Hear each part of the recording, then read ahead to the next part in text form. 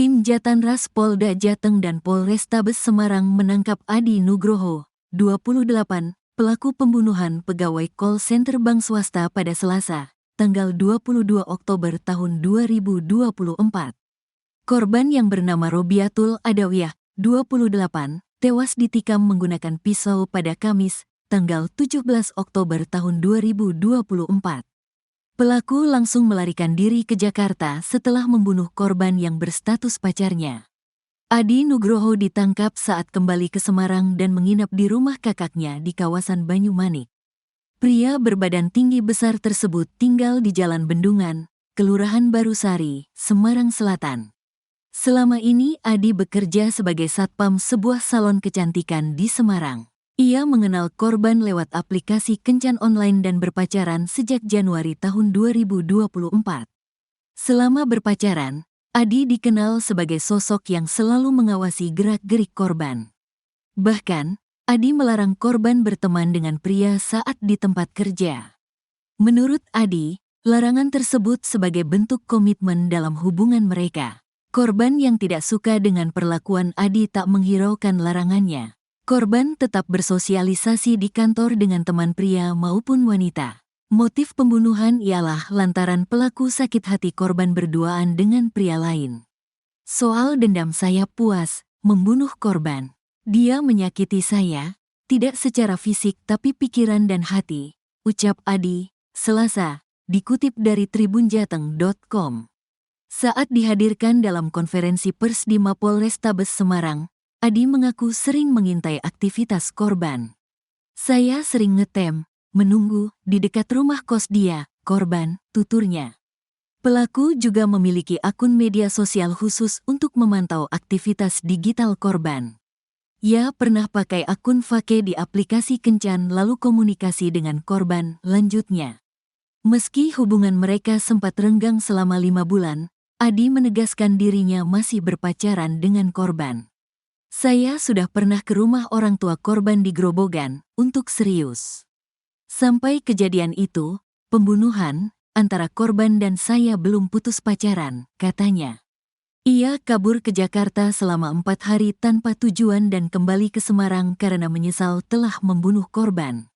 Ke Jakarta tidak ada tempat tujuan, hanya tidur di masjid pinggir jalan, katanya. Kasus pembunuhan berawal ketika pelaku melihat korban berboncengan dengan pria lain. Adi kemudian menunggu di kos korban sambil membawa senjata tajam. Korban diantar pria itu ke rumah kos. Setelah pria itu pulang lalu saya pepet pria itu di perempatan jalan dekat rumah kos korban, tuturnya. Adi tak melukai laki-laki tersebut karena mengaku hanya teman.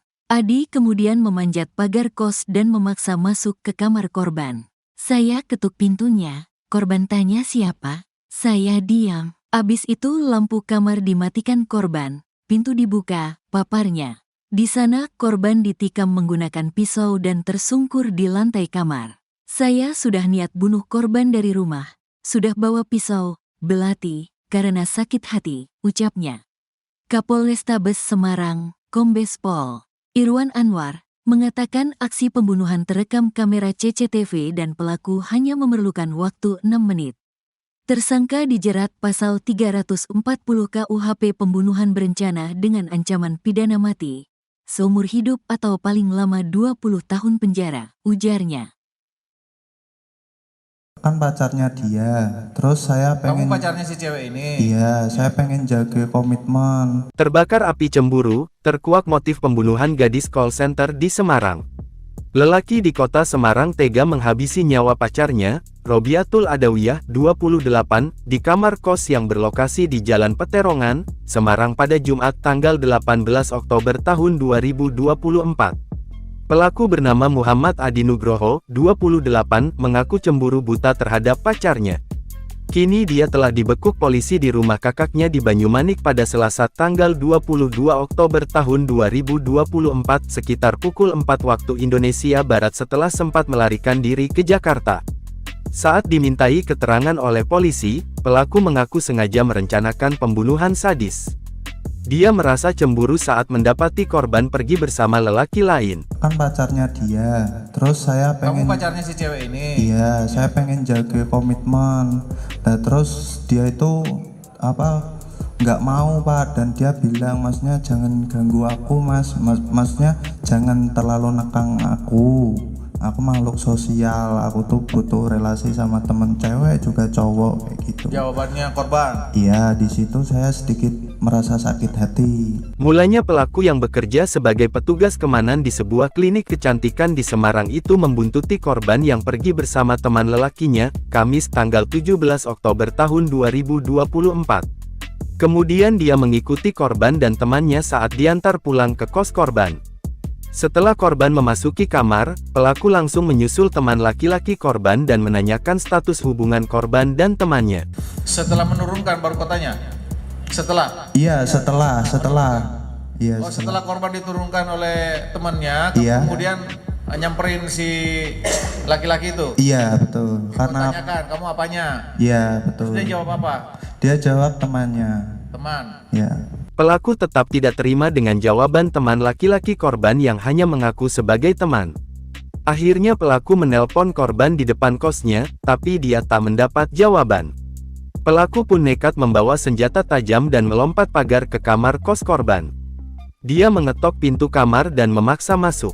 Kendati korban menolak membukakan pintu, pelaku tetap nekat dan menghabisi korban. Sementara itu, Kapolrestabes Semarang, Kombes Pol Irwan Anwar mengungkap dari hasil otopsi korban mendapat luka di bagian dada dan perut dari pelaku. Pelaku dijerat pasal 340 KUHP atas pembunuhan berencana dengan ancaman pidana penjara seumur hidup atau paling tidak 20 tahun, tegas Irwan.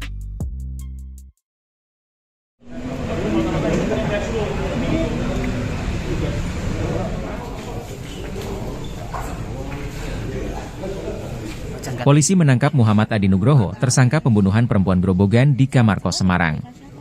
Tersangka yang merupakan warga Jalan Bendungan, Kelurahan Barusari, Semarang Selatan ini membunuh korban yang tak lain adalah pacarnya bernama Robiatul Adawiyah pada Kamis 17 Oktober sekira pukul 23.57. Tersangka membunuh korban dengan cara menusuknya menggunakan sangkur sebanyak 15 kali di kamar kosnya, Jalan Peterongan Timur, Kelurahan Peterongan, Kecamatan Semarang Selatan. Selepas membunuh, tersangka lari ke arah Jakarta tanpa tujuan jelas. Tersangka mengaku membunuh korban karena dipicu sakit hati selepas mengetahui korban jalan bersama pria lain. Ancaman pembunuhan berencana sesuai dengan pasal 340 KUHP dengan ancaman pidana mati seumur hidup atau paling lama 20 tahun. Pacar saya, Pak. Pacarmu, dia juga Iya. suka kamu. Kalau masalah itu saya nggak tahu, Pak, karena saya kalau masalah itu saya nggak tahu. Cuman saya waktu beberapa kali dikecewain, saya ingin pergi, saya nggak boleh, nggak diperbolehkan. Kamu pernah dikecewain? Iya, Seperti beberapa apa? kali. Ya sering ketangkep basah sama cowok lain kayak gitu, toh, Pak. Di jalan sama orang lain? Iya, betul. Tapi kan ada jawabannya dari pacarmu, kan membina relasi kan? Iya, Pacarmu kerja di mana?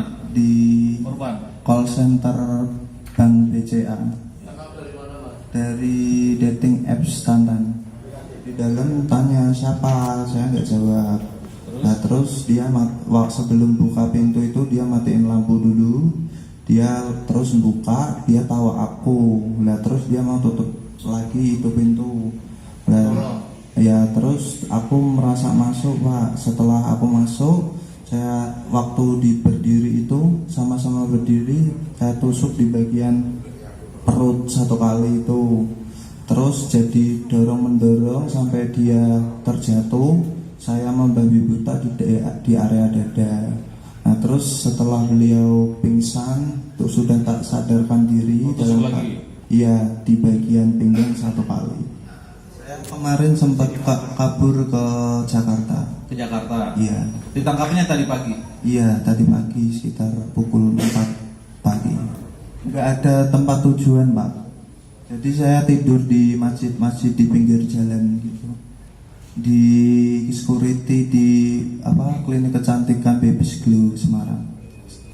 Ya karena sakit hati itu, Pak, kurang dari 1 tahun. Kalau kenal sudah 1 tahunan. Kamu minum miras dulu nggak sebelum Belum, enggak sama sekali dalam keadaan sadar.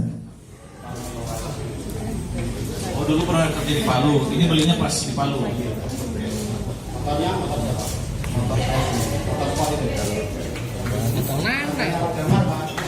Tangga dah.